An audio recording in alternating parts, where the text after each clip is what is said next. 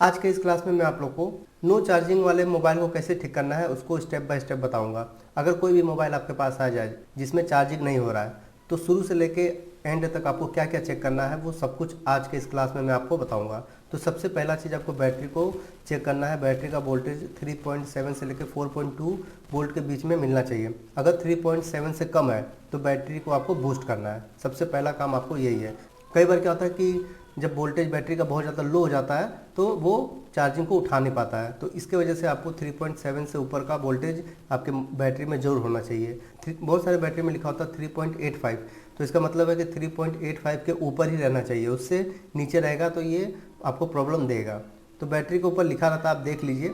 जिस पर कुछ नहीं लिखा रहेगा तो उस पर 3.7 के ऊपर चाहिए, और जिस पे लिखा रहेगा तो उस पर आपको उससे ऊपर ही रखना है, उससे कम नहीं रखना है। नेक्स्ट स्टेप में आपको चार्जिंग कनेक्टर पे तीन चीज़ चेक करना है। सबसे पहले तो यहाँ पे ये जो पॉजिटिव पिन है इस पे आपको वोल्टेज चेक करना है। यहाँ पे आपको 5 वोल्ट के आसपास मिलना चाहिए। अगर नहीं मिल रहा है तो इसका मतलब आपका ये जो चार्जिंग सॉकेट है ये ख़राब है, इसको आप चेंज कीजिए। कभी कभी यहाँ पे 5 वोल्ट प्रॉपर मिलता है फिर भी चार्जिंग नहीं होता है, तो उस केस में भी आप अगर आपको दिख रहा है कि बहुत ज़्यादा गंदा है तो उसको आप चेंज ही कर दीजिए।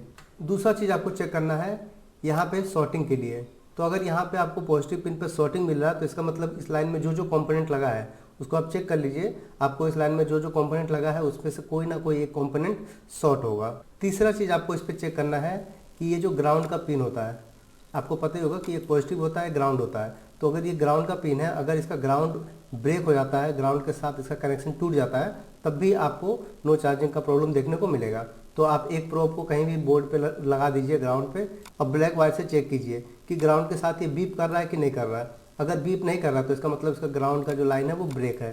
तो आप क्या कीजिए, यहाँ से एग्जाम्पल लीजिए और कहीं भी ग्राउंड पे आप इसको लगा दीजिए, तो इसका ग्राउंड के साथ कनेक्टिविटी जुड़ जाएगा, नो चार्जिंग का प्रॉब्लम जो है वो ठीक हो जाएगा। तो तीन चीज़ आपको चेक करना है। सबसे पहले आपको यहाँ पे वोल्टेज चेक करना है, 5 वोल्ट के आसपास मिलना चाहिए। दूसरा चीज़ यहाँ पे शॉर्टिंग नहीं होना चाहिए, और तीसरा चीज़ आपका ये जो ग्राउंड का पिन है ये ग्राउंड के साथ जुड़ा रहना चाहिए, ग्राउंड के साथ बीप करना चाहिए, क्योंकि चार्जिंग होने के लिए पॉजिटिव और नेगेटिव दोनों का जरूरत पड़ता है। तो अगर दोनों में से किसी भी लाइन में प्रॉब्लम आ जाएगा तो आपको नो चार्जिंग वाला फॉल्ट देखने को मिलेगा। तो पहले आप इन सब चीज़ों को चेक कर लीजिए। अगर यहाँ सब कुछ सही है तो नेक्स्ट स्टेप में आगे बढ़िए। ये बैटरी कनेक्टर के पास आपको यहाँ पे टीपी मिलेगा, टेस्ट पॉइंट।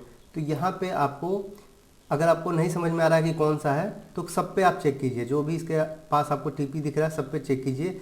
किसी एक पे आपको 5 वोल्ट के आसपास मिलना चाहिए। अगर नहीं मिल रहा है किसी पे भी, जो वैसे ज़्यादातर मैं 99% बता रहा हूँ, बैटरी कनेक्टर के जो सबसे पास में होता है वही होता है चार्जिंग वाला टीपी। तो अगर आपको नहीं मिल रहा है यहाँ पे वोल्टेज तो समझ जाइए कि या तो फ्लैक्स पत्ता में प्रॉब्लम है या फिर सब बोर्ड में प्रॉब्लम है, यानी नीचे की तरफ ही प्रॉब्लम है। और अगर यहाँ पे आपको वोल्टेज मिल गया तो इसका मतलब ये होगा कि नीचे का सारा चीज़ ओके है, यानी आपका चार्जिंग कनेक्टर भी ओके है, सब बोर्ड भी ओके है, फ्लैक्स पत्ता भी ओके है, इतना चीज़ ओके है। आपको नीचे कुछ भी काम नहीं करना है, प्रॉब्लम ऊपर है। बहुत सारे जो टेक्नीशियन भाई ये कंफ्यूज रहते हैं कि चार्जिंग सेक्शन में हम कब आईसी के पास काम करें और कब नीचे काम करें, उनको बहुत ज़्यादा डाउट रहता है। तो यहाँ से आप एकदम कंफर्म कर सकते हैं। अगर यहाँ पे वोल्टेज मिल गया तो इसका मतलब है नीचे का सारा चीज़ सही है, आपको वहाँ कुछ भी नहीं करना है। प्रॉब्लम जो है आपके मदरबोर्ड में है। लेकिन अगर यहाँ पे नहीं मिला 5 वोल्ट तो इसका ये मतलब है कि मदरबोर्ड में आपको कुछ भी काम नहीं करना है। सबसे पहला काम आपको नीचे ही करना है, क्योंकि नीचे से ही यहाँ तक सप्लाई नहीं पहुँच रहा है। तो इस तरीके से आप कंफर्म कर सकते हैं कि आपको कहाँ पे काम करना है। मान के चलिए आपने यहाँ चेक किया और यहाँ पे आपको 5 वोल्ट मिल गया, तो अब नेक्स्ट स्टेप में आपको क्या चेक करना है। नेक्स्ट स्टेप में आपको, अगर आपके पास बोर्नियो है तब तो आप आसानी से देख सकते हैं कि ओबीपी आईसी के पास इनपुट कैपेसिटर कौन सा है, और यहाँ पे आप चेक कर सकते हैं कि 5 वोल्ट आ रहा है कि नहीं आ रहा है। तो पहले यहाँ पे चेक कीजिए 5 वोल्ट। अगर यहाँ पे मिल रहा है इसके आउटपुट पे चेक कीजिए, यानी यहाँ पे कहीं भी आप कर सकते हैं। तो यहाँ पे आपको 5 वोल्ट मिलना चाहिए। अगर इनपुट कैपेसिटर पे मिल गया आपको तो इसका मतलब है नीचे का सारा चीज़ जो है सही है। और अगर यहाँ पे नहीं मिला तो इसका मतलब है कि ओबीपी आईसी में प्रॉब्लम है, क्योंकि यहाँ पे मिलने का मतलब है कि यहाँ तक तो सप्लाई आ रहा है, और यहाँ नहीं मिल रहा है अगर इसके आउटपुट पे, तो आप समझ जाइएगा कि ओबीपी आईसी जो है ये ख़राब हो चुका है, फिर इसको आपको बाईपास करना पड़ेगा। तो ओबीपी वाले क्लास में मैं इसको अच्छे से समझाऊंगा। नेक्स्ट क्लास आपका ओबीपी का ही होने वाला है। अगर आपके पास बोर्नियो नहीं है तब आप कैसे चेक करेंगे, तो ओबीपी आईसी के पास में जो भी कैपेसिटर लगा है सभी पे आप चेक कीजिए, किसी न किसी पे आपको 5 वोल्ट मिलना चाहिए। अगर यहाँ पे आपने चेक किया OPIC के इनपुट में भी वोल्टेज मिल रहा है और आउटपुट में भी आपने कहीं भी चेक किया, यहाँ पे कहीं भी आपने चेक किया, आपको 5 वोल्ट मिल रहा है, तो इसका मतलब है कि OPIC आपका सही काम कर रहा है। यहाँ तक आपका जो B बस का सप्लाई है वो ओके है। तो नेक्स्ट स्टेप में आपको DMODP पे काम करना है। DMODP पे क्या क्या काम करना है, सबसे पहला तो आप यहाँ पे ये देखिए DMDP का लाइन है, तो यहाँ पे आपको 2 चीज़ चेक करना है।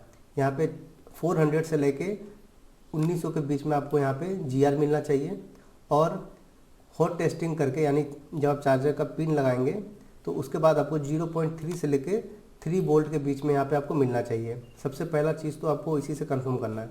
अगर यहाँ वोल्टेज बहुत ज़्यादा ड्रॉप है, यानी 200, 250, 300 मिल रहा है, तो इसका मतलब है कि इस लाइन में लगा जो कंपोनेंट है वो ख़राब हो गया। ज़्यादातर इसके लाइन में 1K का एक रजिस्टर लगा होता है, तो वो ख़राब हो जाता है या फिर उसका वैल्यू चेंज हो जाता है, कभी कभी उसका वैल्यू जो है ड्रॉप हो जाता है, तो यहाँ पे आपको GR ड्रॉप मिलेगा। और जब कभी उस रजिस्टर का वैल्यू ख़राब होकर हाई हो जाता है, तो यहाँ पे आपको हाई वैल्यू मिलेगा, यानी 1900 से बहुत ज़्यादा मिलेगा। तो यहाँ पे GR से आप पता लगा सकते हैं कि वो रजिस्टर ख़राब है या फिर उसका वैल्यू चेंज हो चुका है। अगर यहाँ GR बिल्कुल नहीं मिल रहा है, अगर यहाँ पे 000 GR मिल रहा है, तो इसका मतलब है कि इस लाइन में शॉर्टिंग है। लेकिन अगर यहाँ पे GR लो मिल रहा है, तो इसका मतलब है कि जो इस लाइन में लगा रजिस्टर है उसका वैल्यू चेंज हो गया है। तो यहाँ पे आपको प्रॉपर GR मिलना चाहिए और प्रॉपर वोल्टेज मिलना चाहिए। 0.3 से लेकर 3 वोल्ट के बीच में आपको मिलना ही चाहिए। और अगर यहाँ पे 000 मिल रहा है, तो 000 मिलने का मतलब होता है अगर आपने बीप मोड में मल्टीमीटर को सेट किया है, यानी बजर मोड में, और वहाँ पे आपको 000 मिल रहा है, तो इसका मतलब होता है कि इस लाइन में शॉर्टिंग है। एक चीज़ और यहाँ पे आप चेक कीजिएगा, कई बार क्या होता है कि जो नए नए टेक्नीशियन भाई होते हैं, जब पिन को लगाते हैं तो ये जो प्लस पिन है ये और ये आपस में शॉर्ट हो जाता है, यानी कनेक्ट हो जाता है, तो इसके वजह से यहाँ पे 5 वोल्ट मिलने लगता है। तो यहाँ पे 5 वोल्ट कभी भी नहीं आना चाहिए। अगर यहाँ पे 5 वोल्ट आएगा तब भी आपका ये जो नो चार्जिंग में मोबाइल चला जाएगा। तो यहाँ पे आपको चेक करना है कि कहीं 5 वोल्ट तो नहीं मिल रहा है। अगर यहाँ पे 5 वोल्ट मिल रहा है तो आप एक बार फिर से यहाँ पे पेस्ट डालिए और सभी पिनों को अच्छे से साफ़ कर दीजिए, ताकि यहाँ पे जो ये दोनों आपस में सट गए हैं, दोनों पिन आपस में कनेक्ट हो गए हैं, तो ये अलग हो जाए। तो जब ये अलग हो जाएंगे तो फिर ये प्रॉब्लम आपका ख़त्म हो जाएगा, क्योंकि ये दोनों पिन आपस में शॉर्ट नहीं होने चाहिए। ये पॉजिटिव पिन है, तो पॉजिटिव पिन के साथ में इसका कभी भी कनेक्शन नहीं होना चाहिए, क्योंकि यहाँ पे 5 वोल्ट चलता है और यहाँ पे 0.3 से 3 वोल्ट इसको चाहिए होता है। तो अगर यहाँ पे 5 वोल्ट मिलने लगेगा तो ये सही से काम नहीं कर पाएगा और नो चार्जिंग में मोबाइल चला जाएगा। तो आपको यहाँ पे क्या क्या चेक करना है, सबसे पहले शॉर्टिंग चेक करना है, यहाँ पे शॉर्टिंग नहीं मिलना चाहिए। दूसरा चीज़ GR चेक करना है, GR जो है वो हाई या लो अगर मिल रहा है तो आपको इस लाइन में जो रजिस्टर लगा है उसको रिपेयर करना है। और तीसरा चीज़, उसको आप जंपर नहीं कर सकते हैं, इतना मैं बता दूं, जो भी इस लाइन में रजिस्टर लगा है वो 1K का रजिस्टर होता है, 1 किलो ओम्स का, सेम उसी वैल्यू के रजिस्टर से चेंज करना पड़ेगा, उसको आप जंपर नहीं कर सकते हैं। और तीसरा चीज़, यहाँ पे वोल्टेज चेक कीजिए, वोल्टेज भी आपका ड्रॉप नहीं होना चाहिए। अगर वोल्टेज भी ड्रॉप मिल रहा है तब भी आपको इस लाइन में जो जो कंपोनेंट लगा है उसको चेक करना है। और चौथा चीज़ आपको चेक करना है कि ये जो पिन है आपस में शॉर्ट ना हो जाए। अगर यहाँ पे आपने चेक किया सब कुछ सही है, आपको GR भी प्रॉपर मिल रहा है, वोल्टेज भी प्रॉपर मिल रहा है, यहाँ पे 5 वोल्ट भी नहीं मिल रहा है, शॉर्टिंग भी नहीं है, तो आप नेक्स्ट स्टेप में आगे बढ़िए। नेक्स्ट स्टेप में आपको BPH कॉइल पे काम करना है। तो ये देखिए BPH कॉइल है, यहाँ पे जो दिख रहा है आपको BPH कॉइल है। यहाँ पे आपको क्या क्या चेक करना है, सबसे पहला चीज़, यहाँ पे वोल्टेज मिल रहा है कि नहीं। 3.7 से लेके 4.2 के आसपास आपको मिलना चाहिए। अगर यहाँ पे वोल्टेज नहीं मिल रहा तो इसका मतलब ये BPH कॉइल जो है ख़राब हो गया है, इसको आपको चेंज करना पड़ेगा। किसी पुराने मदरबोर्ड से निकालिए और इसको यहाँ पे लगा दीजिए। इसका उल्टा सीधा नहीं होता है, तो आप इसको किसी भी तरीके से लगा सकते हैं। दूसरा चीज़ आपको चेक करना है BPH कॉइल पे कि यहाँ पे वोल्टेज ड्रॉप तो नहीं है, यानी 3.7 के ऊपर ही वोल्टेज यहाँ पे मिलना चाहिए। अगर 3.7 से कम आ रहा है तो इसका मतलब वोल्टेज ड्रॉप है, तो उस केस में भी आपको इसको चेंज करना पड़ेगा, क्योंकि वोल्टेज ड्रॉप नहीं होना चाहिए। कम से कम आपको 3.7 से ऊपर ही चाहिए, 3.7 से लेकर 4.2 के बीच में मिलना चाहिए। तो 3.7 से कम है तब भी आपको इसको चेंज करना पड़ेगा, यानी वोल्टेज ड्रॉप है। यहाँ पे आप शॉर्टिंग के लिए चेक कीजिए, तो यहाँ पे शॉर्टिंग नहीं होना चाहिए। BPH कॉइल में अगर शॉर्टिंग आ रहा है तो इसका मतलब कि इस लाइन में कोई ना कोई कंपोनेंट शॉर्ट है, फिर उसको आपको रिपेयर करना पड़ेगा। तो BPH कॉइल से शॉर्टिंग कैसे निकालते हैं उसके लिए जब क्लास में कराऊंगा तो उसमें आपको डिटेल से समझाऊंगा कि किस तरह से इसका शॉर्टिंग निकाला जाता है। फिलहाल आप इतना याद रखिए इस क्लास में कि BPH कॉइल पे आपको क्या क्या चेक करना होता है। तो 3 चीज़ चेक करना होता है। सबसे पहले यहाँ पे वोल्टेज मिल रहा है कि नहीं मिल रहा है, दूसरा वोल्टेज ड्रॉप तो नहीं है, और तीसरा शॉर्टिंग नहीं होना चाहिए। अगर यहाँ पे आपने चेक किया तीनों चीज़ सही है तो नेक्स्ट स्टेप में आप आगे बढ़िए। नेक्स्ट स्टेप में आपको B-BAT सेंस पॉजिटिव लाइन और B-BAT सेंस नेगेटिव लाइन, ये दोनों लाइन को चेक करना है। तो इस लाइन में जो जो कंपोनेंट लगा है इन सभी को आपको चेक करना पड़ेगा। तो ये लाइन अगर यहाँ से लेके यहाँ तक गया हुआ है, इसके लाइन में जो जो कंपोनेंट है उसको चेक कीजिए। और यहाँ से ये लाइन चार्जिंग आईसी में गया है तो यहाँ पे जो जो कंपोनेंट लगा उसको चेक कीजिए। और यहाँ से फ्यूल गेज आईसी में गया है तो इसको भी आपको चेक करना है। यानी कि आपको शंट रजिस्टर का जो लाइन है उसको आपको चेक करना है। इसमें क्या क्या लगा होता है, कुछ डायोड लगा होता है, कैपेसिटर लगा होता है, फ्यूल गेज लगा होता है और किसी किसी में आपको रजिस्टर भी देखने को मिलेगा। शंट रजिस्टर से जो जो कंपोनेंट जुड़ा हुआ है सबको आपको चेक करना है। नेक्स्ट स्टेप में आपको VCDT लाइन पे काम करना है। VCDT लाइन बहुत ज़्यादा ख़राब होता है। यहाँ पे देखिए ये VCDT का लाइन है, यहाँ से होता हुआ यहाँ पे देखिए, यहाँ पे दो रजिस्टर आपको मिलेगा। एक रजिस्टर आपको 330 के का मिलेगा और एक 39 के का मिलेगा। इसको आप जंपर नहीं कर सकते हैं क्योंकि ये किलो ओम्स का है, तो 100 ओम से कम का जो रजिस्टर होता है सिर्फ उसी को आप जंपर कर सकते हैं। ये आपको इसी वैल्यू के रजिस्टर से चेंज करना पड़ेगा। यहाँ पे देखिए 330 के का जो रजिस्टर दिया है इसके बगल में आपको 1% यहाँ पे टॉलरेंस दिया हुआ है। इसका मतलब ये होता है कि 1% कम या ज़्यादा वाला आप यहाँ पे रजिस्टर लगा सकते हैं। जब आप लगाएंगे तो यहाँ पे हमेशा देख लीजिएगा, बोर्नियो में यहाँ दिया रहता है कि इसका टॉलरेंस कितना है, कितना सह सकता है।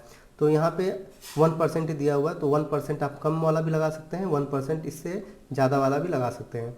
सबसे बेस्ट तरीका यही है कि किसी पुराने मदरबोर्ड में जाइए और बोर्नियो में चेक कीजिए कि उसका डिवाइडर सर्किट कहाँ पे है और सेम उसी वैल्यू का रजिस्टर निकालिए और उसको लगा दीजिए। तो इसको चेक कैसे करेंगे आप, वैल्यू चेंज तो नहीं हो गया है, यानी अगर 330 के है तो इसका वैल्यू अगर चेंज हो गया होगा तो इसका मतलब कि ये ख़राब है। यहाँ पे चेक कीजिएगा, इसका वैल्यू अगर चेंज हो गया होगा तो इसका मतलब कि ये ख़राब है। तो वैल्यू चेंज अगर होगा तो आपको पता चल जाएगा कि ये ख़राब हो चुका है। तो रजिस्टर को जैसे चेक किया जाता है उसी तरह से आप इसका चेक कीजिए। अगर वैल्यू आपको चेंज मिले तो इसका मतलब कि ये ख़राब है, फिर आप उसको चेंज कीजिए। अगर यहाँ पे आपने चेक किया ये रजिस्टर का वैल्यू जो है सही है, इस रजिस्टर का वैल्यू भी सही बता रहा है, तो नेक्स्ट स्टेप में आपको ये चार्जिंग LDO जो है इसको चेक करना है। ये भी बहुत ज़्यादा ख़राब होता है। इसमें देखिए आपको यहाँ पे एक रजिस्टर देखने को मिलेगा, ये 7.5 के का रजिस्टर होता है। यहाँ पे देखिए आपको एक रजिस्टर देखने को मिलेगा, तो ये 7.5 के का रजिस्टर होता है। इसका काम होता है यहाँ पे 5 वोल्ट इन होता है और ये उसको हाफ कर देता है, यानी 2.5 पॉइंट करके इसको जहाँ ज़रूरत होता है वहाँ पहुँचाता है। डिवाइडर सर्किट वाले क्लास में मैंने आपको बताया है कि ये कैसे काम करता है डिवाइडर सर्किट। तो यहाँ पे ये 5 वोल्ट इन होगा और यहाँ 5 वोल्ट का आधा कितना होता है 2.5, तो 2.5 वोल्ट यहाँ से आउट होगा। तो ये ख़राब होने पे क्या होता है कि यहाँ पे 5 वोल्ट नहीं आता है, ये लाइन जो है ब्रेक हो जाता है। यहाँ पे बी बस देखिए लिखा हुआ है, बी बस मतलब कि 5 वोल्ट यहाँ से चार्जिंग से आना चाहिए, चार्जिंग का जो सेक्शन है वहाँ से यहाँ 5 वोल्ट आना चाहिए। कई बार यहाँ पे 5 वोल्ट नहीं मिल पाता जिसकी वजह से ये काम नहीं करता है। तो आपको करना क्या है, आप जंपर कर सकते हैं। आप यहाँ से जंपर करके यहाँ पे सप्लाई पहुँचा सकते हैं, जिसके बाद ये लाइन काम करने लगेगा। तो कहाँ से जंपर करना है वो भी मैं आपको बता देता हूँ। तो बोर्ड है, बोर्ड में देखिए यहाँ OBP IC लगा हुआ है, ये बी बस का सेक्शन है। मैंने आपको बताया था चार्जिंग कनेक्टर से लेके और यहाँ तक बी बस होता है जो चार्जिंग IC तक जाता है। जंपर आपको हमेशा OBP IC के बाद से ही लेना है, यानी OBP IC के बाद जैसे ये कंपोनेंट है तो यहाँ से आप जंपर ले सकते हैं, या फिर यहाँ से ले सकते हैं, यहाँ से ले सकते हैं, यहाँ से ले सकते हैं, यहाँ से ले सकते हैं, यहाँ से ले सकते हैं, कहीं से भी ले सकते हैं। बस आपको एक चीज़ ध्यान देना है कि बूट कैप से आपको नहीं लेना है, बूट कैप से नहीं लेना। तो बूट कैप कैसे कंफर्म करेंगे, मान के चलिए आपको इस पे शक हो रहा है कि ये बूट कैप है, तो क्या कीजिए दोनों तरफ चेक कीजिए।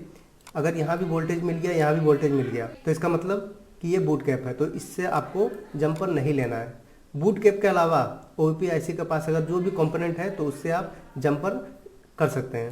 मैं फिर से आपको बता दूं, बूट कैप को चेक करने का दो तरीका है। एक तो आप दोनों साइड में इसका वोल्टेज मिलेगा क्योंकि ये सीरीज में लगा होता है, और दूसरा चीज़ अगर आप ग्राउंड से चेक करेंगे तो ग्राउंड के साथ इसका कोई भी पॉइंट बीप नहीं करेगा, ना ये बीप करेगा ना ये बीप करेगा। तो अगर दोनों साइड बीप नहीं हुआ तो आप कंफर्म हो जाएंगे कि ये बूट कैप है, तो इससे आपको जंपर नहीं करना है। OBP IC के बाद कोई भी कंपोनेंट से आप जंपर कर सकते हैं, बस बूट कैप को छोड़ के, बस इतना आपको ध्यान रखना है। VCDT लाइन को कैसे रिपेयर करना है उसको आप समझ लीजिए। यहाँ पे देखिए VCDT का लाइन है, यहाँ पे रजिस्टर को आप कॉपी कीजिए, बोर्नियो में जाइए, यहाँ पे आप बिट मैप पे इसको सर्च कर लीजिए, जहाँ भी होगा ये रजिस्टर अपने आप आपके सामने आ जाएगा। तो देखिए यहाँ पे पावर IC के ऊपर ये रजिस्टर दिया हुआ है, यहाँ पे आप देख सकते हैं। देखिए यहाँ पे लिखा हुआ है 7.5 किलो ओम्स का, और यहाँ पे 39 किलो ओम्स का, और यहाँ पे 330 किलो ओम्स का। तीनों रजिस्टर आपको यहाँ पे देखने को मिल रहा है। तो आपको चेक करना है, अगर इसका वैल्यू चेंज हो गया है तो फिर इसको आपको उसी वैल्यू के दूसरे रजिस्टर से चेंज करना पड़ेगा। तो ये देखिए ये तीनों रजिस्टर है पावर IC के ऊपर, तो यही तीनों रजिस्टर को आपको चेक करना है। जंपर कैसे करना है, तो यहाँ देखिए मैंने आपको बताया था OPIC के बाद बूट कैप को छोड़ के जो भी आपको लाइन मिले वहाँ से आप इसको जंपर कर सकते हैं। तो यहाँ से आप OPIC को चेक कर लीजिए, OPIC के अलावा जो भी कंपोनेंट आपको मिले वहाँ से एक जंपर लीजिए और यहाँ से लेके और यहाँ तक आप जंपर कर दीजिए, तो आपका काम जो है हो जाएगा। अगर आपने सब कुछ कर लिया है उसके बाद भी प्रॉब्लम नहीं दूर हुआ है तो लास्ट में आपको चार्जिंग IC को हिट करना है। अगर हिट करने के बाद भी नहीं ठीक हो रहा तो फिर रिबोल कीजिए, और रिबोल करने के बाद भी नहीं ठीक हो रहा तो फिर आपको चेंज करना पड़ेगा।